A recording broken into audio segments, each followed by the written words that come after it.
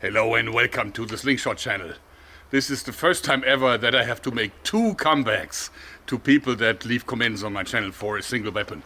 And of course we're talking about the zombie bayonet equipped, skull ejector equipped 18 round adder.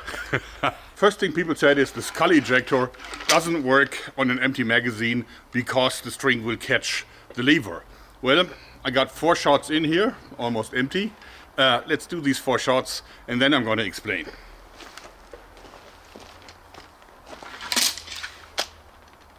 Okay.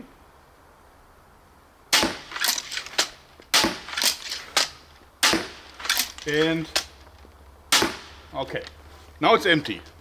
And now if I want to cock it, what happens is that the anti-dry fire mechanism actually catches the string. So I can in fact not really use the skull ejector at all. But of course that is easily fixed.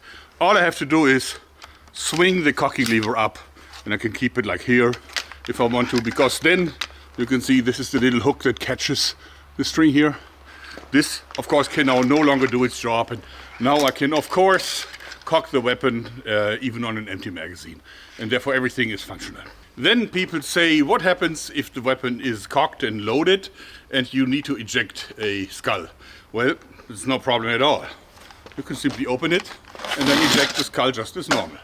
Even better, because you can actually let the crossbow do its job when you want to do this, because what I can do is I can release this here and then let the crossbow do its job ejecting the skull, like so. Bang! And then I can recock, turn around and fire. Then people say this is way too long for close quarter fights. And it's true. I would actually choose this weapon when I would be out in the open looking for roamers. But the advantage is that this is a fully modular weapon. So you can actually disassemble it and remove most of the lengthy part in no time. And in this suitcase, in this little case here, I have my CIA adder, which is like the most compact version that you can keep your adder in. But it's still basically the same weapon. Okay, so in this suitcase, what you have is the CIA adder. Of course, it's split into the components, and I can very quickly put it together.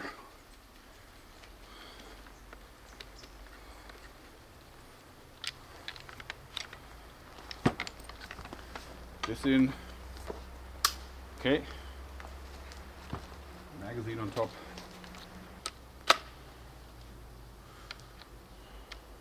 And now we're in business, and as you can see, this is really small.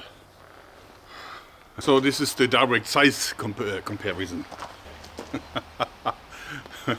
So this is definitely suitable for close quarter, would you not agree? And to make it more maneuverable, I even put the red dot on the side. So you see, the red dot is now no longer on top, but on the side, which makes it a lot more compact. But it still is a functional adder in every regard.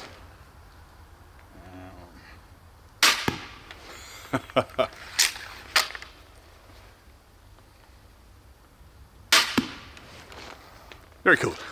Also, a lot of people say this is going to be broken after 10 years and you can't replace all the spare parts. Well, it's true and it's not true. So this is an adder lock. Now, this would of course be impossible to completely replace, like the hardened steel claw and so on.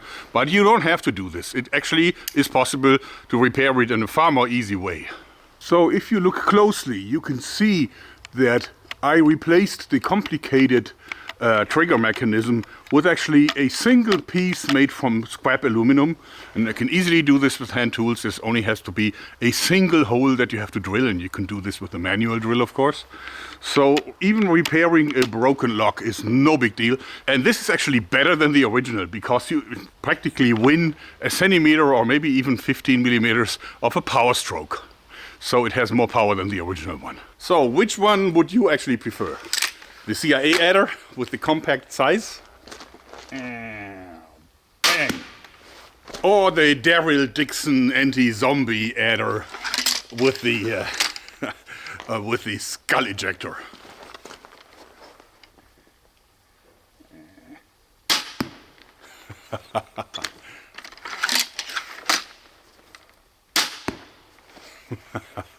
if you ask me personally, I can't really decide. Both are kind of cool.